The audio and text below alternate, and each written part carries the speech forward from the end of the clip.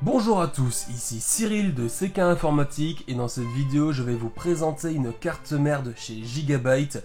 Je parle de la Z270X Gaming SoC. Alors bon, ça n'a pas été facile de me la procurer pour plusieurs raisons. Déjà, c'est un modèle destiné aux overclockers, donc on a des stocks plus limités. Ensuite, c'est un modèle qui est récent et en cours de réapprovisionnement, à l'heure où je vous parle en tout cas. Attaquons maintenant le but premier de cette vidéo et déballons cette carte. Lorsqu'on ouvre la boîte, on atteint directement la carte dans son plastique de protection et franchement, la carte est vraiment magnifique. Ensuite, je suis peut-être pas très objectif vis-à-vis de cette carte puisque j'adore la couleur orange et là, je suis vraiment gâté.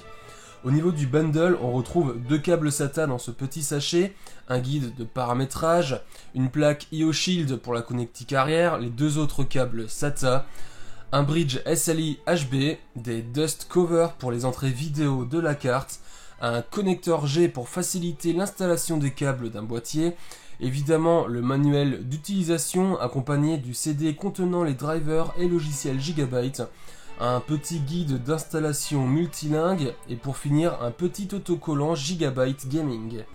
Pour parler un peu technique, cette carte mère est sur un chipset Z270 au socket 1151. Elle est donc compatible avec les processeurs Intel de 6e et 7e génération. Elle dispose de 4 slots DDR4 supportant jusqu'à 64 Go de RAM à 4 GHz en dual channel. Au niveau PCI Express, on retrouve 4 slots en x16 qui sont renforcés afin d'éviter de les arracher lorsque vous retirez des cartes. Vous pourrez donc y brancher jusque 4 cartes graphiques et elle possède aussi 2 slots en x1. Modèle destiné aux overclockers et donc aux configurations pouvant être musclées. Pour l'alimentation au processeur, on a un connecteur 8 pins et un second en 4 pins. On retrouvera également sur la partie basse de la carte un bouton Power permettant d'allumer celle-ci, un bouton plus et un moins afin d'augmenter ou diminuer le ratio pour l'overclocking, un bouton Turbo pour réaliser une configuration d'overclocking automatique, mais également un bouton Reset pour redémarrer et un dernier afin de réinitialiser le BIOS. Quant à la partie audio, on est sur une puce Realtek ALC 1220 avec amplificateur pour casque. ALC 1220 est un codec multicanaux haute performance possédant un rapport signal-bruit de 120 décibels. On retrouve directement sur la carte deux ports USB 3.0 parce que oui, étant donné le positionnement de la carte mère, elle est destinée aux overclockers, je le rappelle encore une fois, il peut être utile d'avoir des ports USB directement à cet endroit, avec juste en dessous un port U2 pour profiter d'un bon SSD en NVMe comme un Intel 750 par exemple.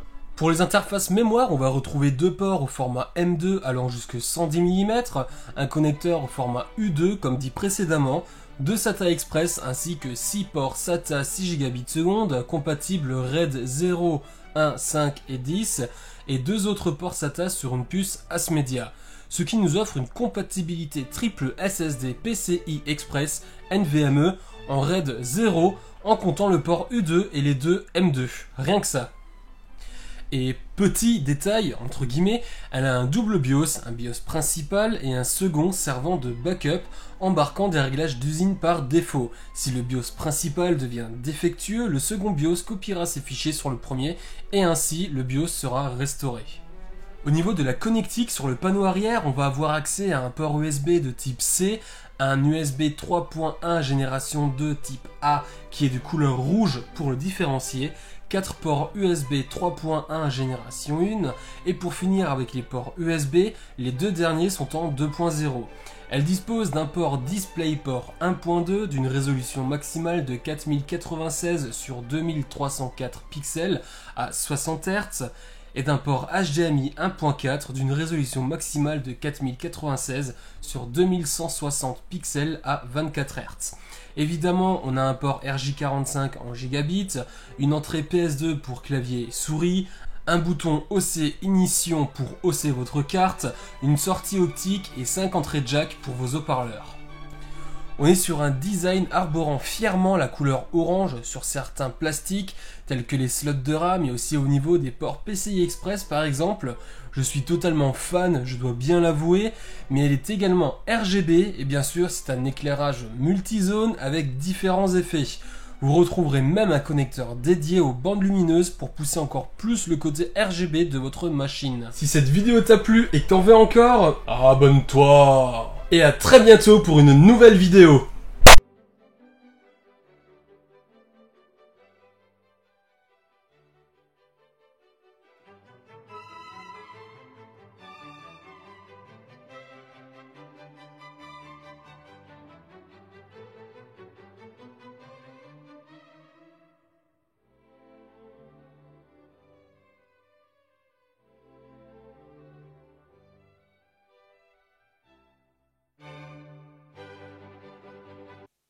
do do do do do.